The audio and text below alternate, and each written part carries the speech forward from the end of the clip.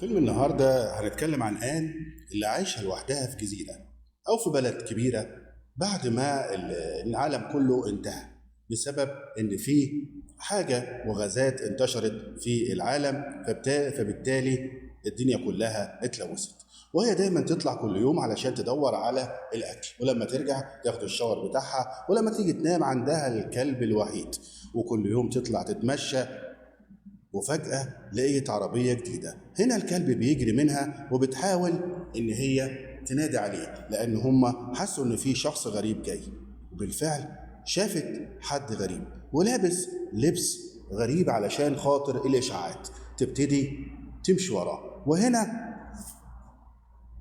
الشخص الغريب يخلع وينزل ياخد الشاور بتاعه. هنا بتحذره إن البحيرة فيها إشعاع لأن المية بتاعتها جاية من بلد خارج البلد دي، فبالتالي لما يطلع ويشوف الجهاز بتاعه بيحس فعلا انه هو اصاب بالاشعاع. وهنا يبتدي يرجع وتطلب منها تديله الحقنة بتاعته، وبعد كده بتشيله وبتروح بيه البيت وبتقيس الحرارة بتاعته ويدخل في حرارة شديدة جدا. وبعد كده بتحاول ان هي كل شوية تطمن عليه وتديله حقنة تاني. وهنا صحي الشاب دوت وخدته وطلعته وعرفته على المكان. وهنا بتعرف ان الشخص دوت اسمه جون. وهنا بيقول لها وبيستغرب ان البلد ديت ليه ما اصابتش بالاشعاع، اكيد علشان طبيعتها. فهي بتحكي له عن قصتها وان هي كانت معاها اخ صغير، وان والدها اللي ساب لها الكنيسة علشان تتعبد فيها.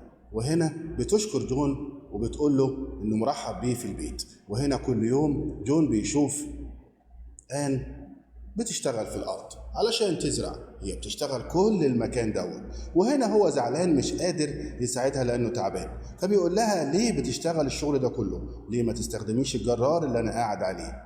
فبتقول له ان ما البنزين خلص من زمان. قال لها فممكن تكون في المحطة في بنزين، وقال لها على الطريقة اليدوية اللي ممكن تطلع بيها البنزين. وبالفعل كانت مبسوطة جدا. وهنا هو بيشوفها بالمنظار ورجعت بقى مليانة الجرار.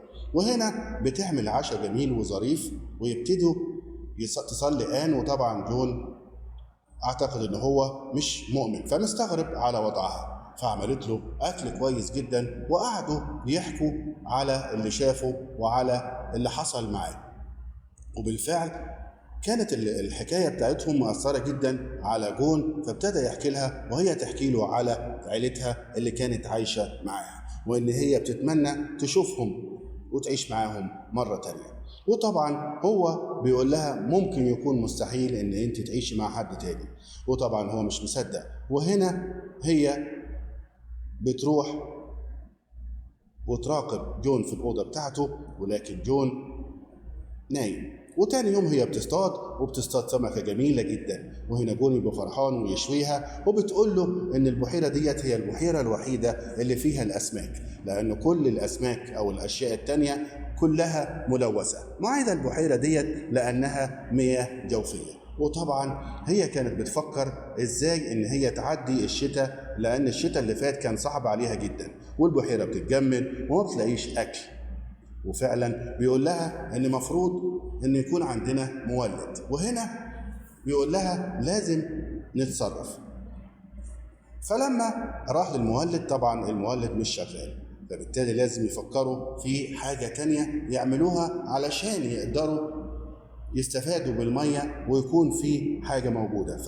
ففكر جون ان هو يعمل ساقية عند الشلال الصغير اللي شافت جون او آن شافته عندها. وبالفعل محتاجين طريق وممر، كمان محتاجين الخشب علشان يعملوا ساقية كبيرة.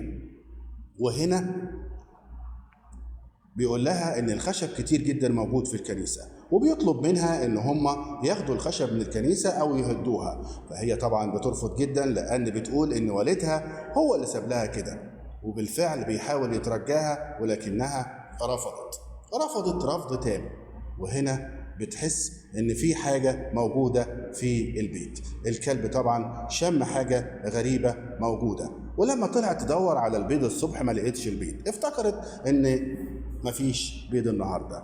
وبالفعل بيشاور لها جون ويقول لها تعالي انزلي واقعدي معايا. بتقول له ان والدها ما قالهاش ان هي تسيب ولا يوم في العمل. ومن هنا جون بيتحرك وبيمشي لوحده. وآن لما اتأخر عليها راحت تدور عليه ولقيته في سوبر ماركت كبير، بس لقيته سكران. بتحاول تساعده وبتحاول تخلعه وتنومه، ولكن هو بيقول لها ما تحاوليش تساعديني على طول دايما. بيحاول جون ان هو يمسكها ويعمل علاقة معاها، ولكن آن بترفض رفض تاني.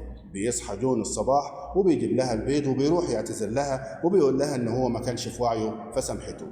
وهنا لما راحت الكنيسة عشان تعزف لقيت شخص بره الكنيسة، فهي لما طلعت عند جون وبتقول له ان ليه ما دخلتش الكنيسة، قال لها انا ما اعرفش حاجة عن الكلام اللي انت بتقوليه.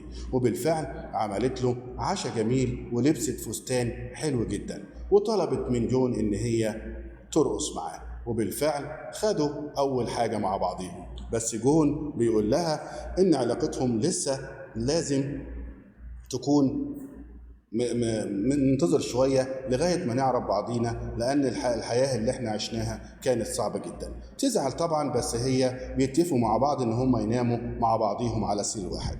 وفي الصبح بالفعل لقيت الكلب جري في مكان تاني وراح لواحد تاني، وبالفعل لقيت شخص تاني غير جون عايش. ولما قالت له انت سرقت البيض، قال لها لأن الناس كلها بترفض أي شخص غريب. وبالفعل خدته، بس جون ما كانش مقتنع بكيرلي. ليه؟ لأن كيرلي شخص مش طبيعي بالنسبة لجون، فقال لها إن هو شخص غريب ما ينفعش يدخل معاهم. وبالفعل بيعملوا فطار وبيحكي لهم إن هو كان في منجم، والمنجم لما حصلت القنبلة الذرية انفجر وهم كانوا جواه. وابتدوا بعد كده أصحابه يبتدوا ياكلوا بعضهم البعض، لغاية ما في يوم واحد منهم من صحابه اللي كانوا قريبين منه جه وبص في عينيه، وبالفعل ما قدرش يعمل له حاجة وطلع من المنجم وجري وهرب.